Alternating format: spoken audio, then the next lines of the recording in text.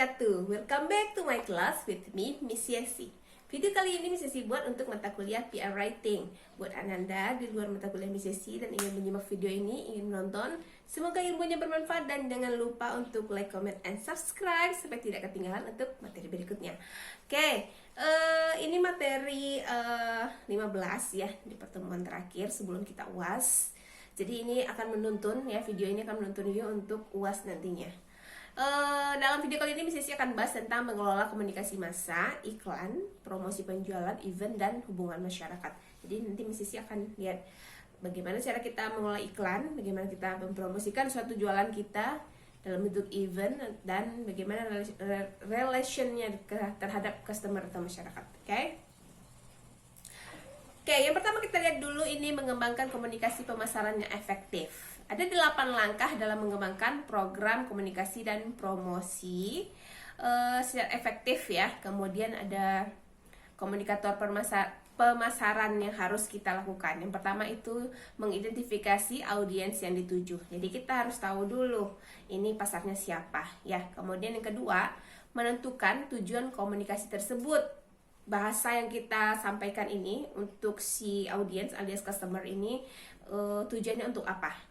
Apakah dia untuk penjualan atau sekedar promosi atau penyampaian saja? Itu harus kita selektif ya, harus kita lihat tujuannya untuk apa. Yang ketiga, merancang pesan. Apa pesan yang ditangkap atau yang bisa diterima oleh customer dari apa yang kita sampaikan. Yang keempat, memilih saluran komunikasi. Ini mau disebarkan atau dipublish dalam bentuk iklan di televisi, di radio, atau mungkin di media cetak, itu harus kita perhatikan. Pilih saluran komunikasinya yang mana. Kemudian yang kelima, menentukan total anggaran promosi. Ini harus jelas ya, berapa kira-kira anggaran yang kita perlukan untuk suatu promosi produk tersebut. Yang keenam itu membuat keputusan atas bauran promosi atau marketing mix ya. Jadi kita harus membuat keputusan ini kapan launchingnya, kapan waktu yang tepat untuk promosi barang tersebut. Kemudian yang ketujuh ada mengukur hasil promosi tersebut. Kira-kira kalau begini impactnya bagaimana, itu harus kita perhatikan dulu dari awal. Kemudian nanti dicocokkan apakah sudah terrealisasi sesuai dengan apa yang kita inginkan. Dan yang kedelapan adalah mengelola dan mengkoordinasikan proses komunikasi pemasaran. Nah, ini ketika launching lagi ya. Kemudian strategi promosi yang dirumuskan menjadi yang pertama itu ada advertising, iklan. Yang kedua ada consumer sales promotion ya. Ini ada kita sebagai sales promotionnya. Kemudian ada yang ketiga trade promotion and co-marketing. Kemudian ya gimana secara pemasaran ya, kemudian packaging, point of purchase, gimana bentuknya ya, packagingnya seperti apa itu harus kita perhatikan. Yang kelima ada personal selling, ini gimana cara teknik penjualannya. Yang keenam ada public relation, nih komunikasi lagi, public relation. Kemudian ada brand publicity, ini brandnya seperti apa. Kemudian ada corporate advertising, ada lagi the internet, kalau kita perlu internet. Ada direct marketing, ada experiential contact alias events atau sponsor.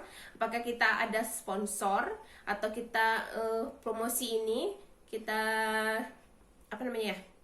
kita lakukan di sebuah event atau kemudian yang ke-12 ada customer service-nya. Kemudian yang ke-13 ada word of mouth. Nah, nih kata yang keluar dari mulut kita. Bagaimana cara mengembangkan dan mengelola program iklan? Ya, sekali lagi iklan adalah segala bentuk presentasi non-pribadi dan promosi gagasan, barang atau jasa oleh sponsor tertentu. Kemudian yang harus dibayar. Ada 5 keputusan utama dalam mengembangkan program iklan yang dikenal sebagai 5M. Apa saja yang 5M itu? Yang pertama itu ada mission, apa saja tujuan iklan tersebut. Yang kedua ada money, berapa banyak yang dapat dibelanjakan. Yang ketiga ada message, pesan apa yang harus disampaikan. Yang keempat ada media, apa yang harusnya digunakan. Kemudian yang kelima ada measurement, bagaimana hasilnya harus dievaluasi. Ini ya, ini poin yang paling penting harus diperhatikan untuk tugas ini. Iklan adalah segala bentuk promosi, presentasi non-pribadi, dan promosi gagasan, barang atau jasa oleh sponsor tertentu yang harus dibayar. Ada 5 yang harus diperhatikan. Yang pertama mission, ini tujuannya apa. Kemudian money, berapa banyak yang harus dibelanjakan. Message, pesan apa yang disampaikan. Yang keempat media apa yang digunakan. Dan yang kelima measurement, bagaimana hasilnya yang harus dievaluasi. Menentukan tujuan iklan tersebut itu secara informatif, ya. Iklan informatif itu untuk menciptakan kesadaran atau pengetahuan tentang produk baru atau ciri baru produk yang sudah ada. Kemudian ada iklan persuasif. Jadi iklan itu banyak lagi macamnya. Yang pertama informatif, yang kedua persuasif. Yang persuasif itu untuk menciptakan kesukaan, preferensi, keyakinan, dan pembelian suatu produk dan jasa. Yang ketiga itu ada iklan pengingat, ya, untuk merangsang pembelian produk jasa kembali. Sedangkan yang keempat, iklan penguatan untuk meyakinkan pembeli bahwa mereka telah melakukan pilihan yang tepat. Jadi nanti silakan dipilih iklan yang mana yang akan dibuat. Apakah iklan informatif, menciptakan kesadaran untuk pengetahuan tentang produk baru atau ciri baru produk yang sudah ada. Kemudian yang kedua ada iklan persuasif, ini untuk menciptakan kesukaan atau preferensi, keyakinan, dan pembelian suatu produk dan jasa. Kemudian ada iklan pengingat untuk merangsang pembeli produk dan jasa kembali, ya. Kemudian ada yang keempat, iklan penguatan untuk meyakinkan pembeli bahwa mereka telah melakukan pilihan yang tepat. Nah, memutuskan anggaran iklan itu ada 5 faktor yang harus dipertimbangkan dalam menetapkan anggaran iklan. Yang pertama, tahap dalam siklus hidup produk. Itu berupa produk baru mendapat anggaran iklan yang besar guna membangun kesadaran dan mengupayakan pelanggan mencobanya. Kemudian yang kedua, bangsa pasar, ya, bangsa pasar dan bisnis konsumen. Merek berbangsa pasar tinggi biasanya membutuhkan lebih sedikit pengeluaran iklan dengan hanya sekian persen dari penjualan guna mempertahankan bangsanya. Kemudian yang ketiga ada persaingan dan gangguan. Gangguan dari iklan yang tidak langsung bersaing dengan suatu merek akan menyebabkan kebutuhan iklan yang lebih besar sehingga dibutuhkan anggaran iklan yang lebih tinggi. Ini khusus untuk produk-produk yang memiliki ciri dan bentuk yang hampir sama. Kemudian yang kelima itu ada frekuensi iklan, jumlah pengulangan yang diperlukan untuk menyampaikan pesan merek tersebut kepada konsumen mempunyai dampak terhadap anggaran iklan. Sedangkan yang terakhir itu ada daya substitusi produk. Ini adalah merek-merek dalam kelas komunitas seperti rokok, bir, minuman ringan, memerlukan iklan besar-besaran untuk membangun citra yang berbeda. Karena rokok itu kan, seperti rokok itu kan banyak merek, ya, banyak rasa, banyak merek. Jadi tergantung bagaimana kita meyakinkan si konsumen untuk membeli produk kita. Kemudian mengembangkan kampanye iklan itu untuk mengembangkan strategi pesan pada pengiklanan ini bisa dilakukan melalui 3 langkah. Yang pertama itu melahirkan dan mengevaluasi pesan. Kemudian yang kedua ada pengembangan dan pelaksanaan yang kreatif. Sedangkan yang ketiga ada tinjauan tanggung jawab sosial. Kemudian bagaimana cara menetapkan media dan mengukur efektivitas? Yang pertama itu kita lakukan adalah memutuskan jangkauan, frekuensi, dan dampak yang kita lakukan terhadap launching satu produk. Kemudian yang kedua memilih di antara jenis-jenis media utama. Apakah tadi ada televisi, radio, atau media cetak. Kemudian yang ketiga mengambil keputusan mengenai waktu dan alokasi media. Dan yang keempat mengevaluasi efektivitas iklan. Untuk promosi penjualan merupakan kampanye pemasaran yang dirancang untuk merangsang pembeli atau untuk merangsang pembelian produk atau jasa dengan lebih cepat dan lebih besar oleh konsumen atau pedagang. Kadang kan promosi itu juga banyak, ada juga beli 1 dapat 2, ya, buy one get 2, atau on sale. Kalau di awal-awal kan biasanya potong setengah harga, ada juga diskon, ya, 10%, banyak seperti itu, ya. Kemudian ada promosi penjualan terdiri dari yang pertama itu promosi konsumen yang berupa kupon kupon atau tawaran uang kembali, potongan harga, cindera mata, hadiah, pengujian gratis, garansi, pajangan di tempat pembelian. Nah, ini salah satu bentuk promosi yang harus dilakukan. Jadi kan kadang-kadang ada sampelnya, boleh dicoba nih, tester, atau Afarfoam itu ada testernya, atau makanan juga ada sampelnya bisa dimakan. Terkadang ya untuk beberapa barang itu di beberapa mall itu ada juga ini untuk yang sampelnya. Jadi orang bisa buka ini barangnya seperti ini dalamnya. Baru nanti dipilih lagi yang kalau benar-benar ingin membeli ada lagi tempatnya. Kemudian ada juga dapat kupon, misalnya ditawarkan kupon 10 kupon akan gratis satu parfum, misalnya seperti itu contohnya. Kemudian juga ada tawaran uang kembali, kalau nggak enak nanti uang kembali 100%, jadi caranya seperti itu. Kemudian ada potongan harga, ini selalu ya, selalu seperti itu. Kemudian ada juga pemberian cendera mata atau mungkin ada door prize, itu juga banyak seperti itu. Kemudian kedua, salah satu cara yang lain adalah promosi perdagangan. Ini berupa potongan harga, dana iklan dan pajangan, serta barang gratis. Jadi kalau rusak gratis, uang kembali, bisa seperti itu. Kemudian yang ketiga ada promosi bisnis dan tenaga penjualan. Ini berupa pameran, kontes, dan iklan khusus. Nah itu, tadi promosi penjualan tuh banyak macamnya ya. Selanjutnya, tujuan promosi itu adalah menarik orang-orang baru untuk mencoba produk baru. Dan yang kedua adalah meningkatkan volume penjualan. Jadi begitu, kenapa kita harus promosi? Supaya orang-orang mencoba produk tersebut dan meningkatkan volume penjualan terhadap barang yang kita tawarkan atau jasa yang kita tawarkan. Kemudian keputusan dalam promosi penjualan itu terdiri dari, yang pertama adalah menetapkan tujuan, yang kedua memilih alat promosi konsumen, yang ketiga memilih alat promosi perdagangan, keempat memilih alat promosi bisnis dan promosi tenaga penjualan, yang kelima, mengembangkan program, dan yang keenam adalah mengevaluasi program. Jadi tadi sudah ya dijelaskan di awal alat promosi konsumennya mau yang bagaimana, alat promosi perdagangannya yang bagaimana. Jadi itu harus ditentukan oleh PR terlebih dahulu. Tujuan event ini dilakukan, misalnya itu kalau kita melakukan lewat event, yang pertama itu untuk mengidentifikasi sebuah pasar sasaran khusus atau gaya hidup, lifestyle orang seperti apa sekarang. Kemudian yang kedua, untuk meningkatkan kesadaran nama perusahaan atau produk. Ya, jadi kalau misalnya udah lama nih nggak launching, udah 5 tahun, kemudian kita launching lagi produk baru, jadi orang masih ada ternyata perusahaan ini, begitu. Kemudian yang ketiga, untuk menciptakan atau mengukuhkan persepsi konsumen tentang asosiasi citra merek. Nah, tentang merek ini lagi. Yang keempat, untuk meningkatkan dimensi citra perusahaan. Jadi itu tujuannya kita membuat event itu.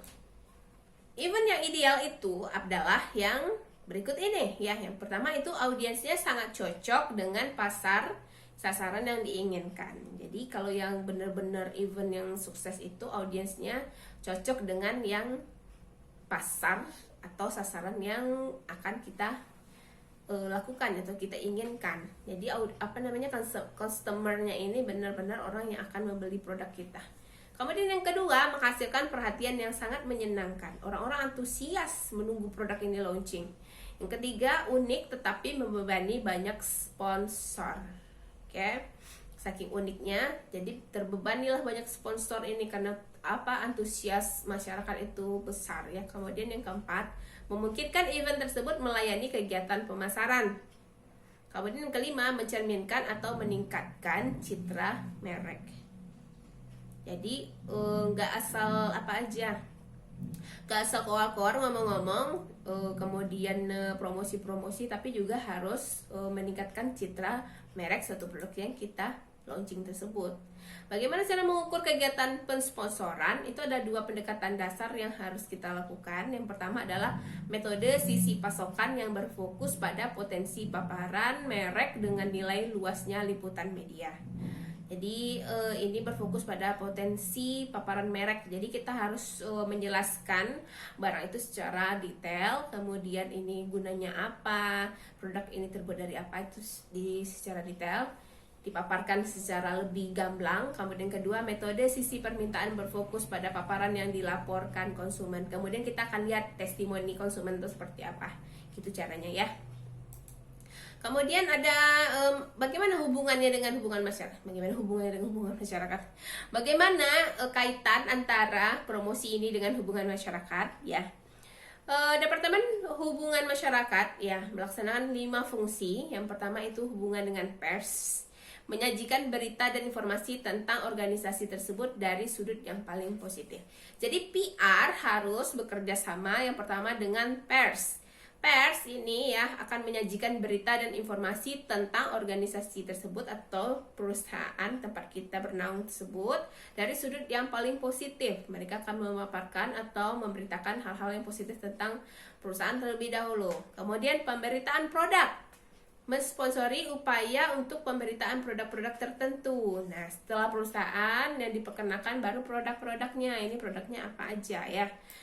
Kemudian ada komunikasi corporate. Ini meningkatkan pemahaman tentang organisasi tersebut melalui komunikasi internal dan eksternal. Jadi antara PR dengan pers ya itu harus ada kerjasama keduanya, baik itu dalam internal dan eksternal. Jadi harus saling terbuka. Kemudian ini ada lobby berhadapan dengan lembaga pembuat undang-undang dan pejabat pemerintah guna mendukung atau menggagalkan peraturan perundang-undangan. Jadi ini harus pintar-pintar. Lobby di sini maksudnya itu adalah mungkin kepada BP POM ya, itu kan salah satu bentuk lembaga pemerintah, atau mungkin MUI. Ini gimana caranya bisa dicap legal. Tentu saja kita harus menyiapkan berkas-berkas yang memperlihatkan barang ini memang cocok dikonsumsi oleh yang muslim ya. Muslim pun non muslim juga bisa mengkonsumsi. Jadi ada cap MUI-nya. Kemudian ada pemberian saran, memberikan nasihat kepada manajemen mengenai masalah-masalah publik dan posisi dan citra pada masa-masa yang menyenangkan dan krisis. Ini lebih kepada share and care sesama di dalam suatu perusahaan. Marketing Public Relation alias MPR, bukan Majelis Permusyawaratan Rakyat ya, tapi Marketing Public Relation. Tugasnya itu yang pertama membantu peluncuran produk-produk baru. Kemudian yang kedua membantu memposisikan kembali produk yang sudah matang. Yang ketiga membangun minat terhadap kategori produk. Yang keempat mempengaruhi kelompok sasaran tertentu. Yang keenam membela produk yang kelima ya, membela produk yang telah menghadapi masalah publik. Dan yang keenam membangun citra yang tercermin dengan baik dalam produk-produknya. Apakah mungkin kita akan pakai saat promosi supaya orang lebih yakin, itu salah satu cara ya. Kemudian alat-alat utama dalam MPR ini pertama itu ada terbitan, kemudian ada dalam acara-acara, kemudian ada pemberian dana sponsor dalam berita, ceramah. Ya, ini alat-alat promosinya ya. Kemudian ada kegiatan layanan masyarakat dan media identitas. Kemudian, keputusan utama dalam MPR ini adalah yang pertama menetapkan tujuan pemasaran, yang kedua memilih pesan dan sarana, dan yang ketiga melaksanakan rencana dan mengevaluasi hasilnya. Oke, untuk tugas dalam meeting ini, dalam pertemuan ini, saya ingin Anda membuat jenis produk yang akan diiklankan. Ini kan bukan produk kita, jadi merek gak usah, ciptakan saja merek sendiri, tidak usah disebut. Gimana bagusnya ya, nanti saya kena copyright soalnya kita akan buat video. Gini aja, gak apa-apa, tapi nanti tuliskan copyrightnya seperti meeting-meeting sebelumnya, itu kan ada copyright ya, silakan ditulis copywritingnya. Jadi ini tentukan jenis produk apa yang akan Anda iklankan. Boleh misalnya susu, lipstick, atau mungkin biskuit atau apa, terserah ya. Kemudian nanti Anda bikin dulu skrip tentang promosi tersebut. Anda ini adalah seorang PR suatu perusahaan yang akan menyiapkan ya si sales promotion untuk akan promosi produk yang akan di-launchingkan.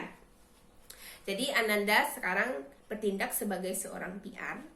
Ananda siapkan produk yang akan di-launchingkan, kemudian membuatkan skrip untuk si sales promotion, apa saja yang akan disampaikannya ketika barang tersebut launching ya.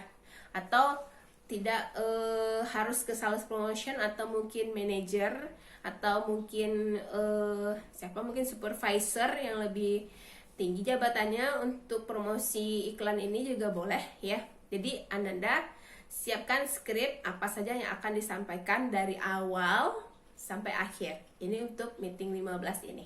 Kemudian untuk UAS ya, buatlah video. Ananda promosikan produk ini, bertindak sebagai seorang supervisor atau sales promotion untuk suatu produk, perkenalkan produk tersebut. Kemudian bagaimana cara Ananda untuk menarik orang ingin memiliki produk Ananda, itu jangan lupa. Kemudian kalau bisa orang sampai membeli. Nah, jadi utarakan bahasanya seperti apa. Kemudian itu dibuatkan dalam bentuk video dan diupload ke YouTube kelas. Jadi nanti Ananda ketua kelas silakan buat akun YouTube untuk UAS ya, akun YouTube kelas. Kemudian nanti share ke grup itu username dan password, dan kemudian baru diupload one by one. Setiap orang bisa upload itu videonya ke YouTube. Jangan lupa ya, kolom komentarnya jangan dikunci. Jadi silakan dibuka kolom komentarnya, nanti Mrs. akan komentari ujiannya di kolom komentar. Jadi pertemuan sekarang, meeting 15 ini, tugas Ananda adalah seorang PR. Anda tentukan jenis produk apa yang akan di-launchingkan untuk meeting 16 di dalam UAS. Anda buatkan skripnya yang akan dibacakan oleh si manajer atau supervisor atau sales promotion. Kemudian di pertemuan 16 untuk UAS nanti Anda buatkan videonya, Anda bertindak sebagai supervisor atau manager atau sales promotion. Anda promosikan barang tersebut saat launchingnya, kemudian kira-kira di mana bisa dibeli produk ini itu harus ditentukan sesuai dengan apa materi yang disampaikan hari ini. Oke, itu video jangan lupa diupload di YouTube kelasnya. Oke? I think that's all. Thank you so much. Don't forget to like, comment, and subscribe ya seperti biasa. Dan sampai ketemu lagi di video-video berikutnya. Bye.